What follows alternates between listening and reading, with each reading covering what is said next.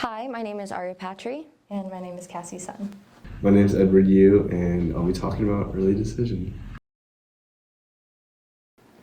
So early decision is like a binding agreement in which you apply to a school, and that if you get accepted, you have to go. So regardless of like financial decisions, you are required to go. I know some schools have some exceptions with that, but it's definitely a big commitment in comparison to regular decision when you apply. Mm-hmm. Yeah, and one of the big benefits of early decision is that because it's such a big commitment, less people apply for it than when they apply for the school in regular decision. So you technically have a higher chance of getting into that school.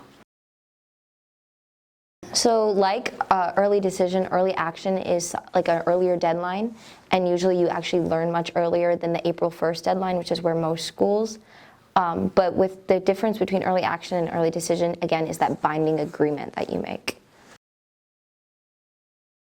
So I did mine based on location and major. I really liked the New England area, and especially Boston. So I'm going to Tufts, which is in the Boston area. And then the second thing was my major. I wanted to focus on something more that had a really good program, but also connections to the area. I had connections to like DC and New York, so not only good internship opportunities, but good job opportunities and good options for me if I decided to change my major. I had similar factors where it was major and location, and since I'm going to Northwestern and studying journalism, I knew I wanted to be closer to like Chicago or a big city that I could find like internships in reporting or get into broadcast later on. And then also I wanted to be close-ish to St. Louis, and Chicago's about like 4 hours driving, so then it was pretty ideal for me. I chose early decision because to apply early decision because I felt like I did have a school that I did really want to attend if I did get in, and it does theoretically give you a better chance of getting into that school.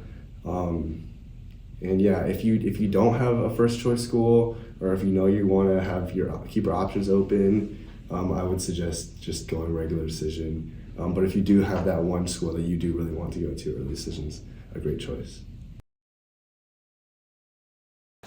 So my plan was just to prepare. So other than early action, which had an earlier deadline, I was planning on also like I had planned everything out for what I was going to write for my regular decision. It really never hurts to overwrite on your essays in that sense. Yeah, I definitely agree. I think because we both found out about our early decisions around like December 15th that week. So then most of my regular decision deadlines were January 1st or the first week of January. So by then I'd written a little over like half of my regular ones. So I was planning on like really speed writing my winter break if I didn't make it in, but I would not like bank everything on your early decision just in case you don't get in, because you don't want to spend your entire break just writing like 10 regular decision apps. And I know people who haven't gotten to their ED1 decision. There's always ED2 if you still want to make that commitment. But there's so many options, and you know that you'll go to a school that you'll enjoy. So even if it wasn't your number one, there's so many other amazing opportunities.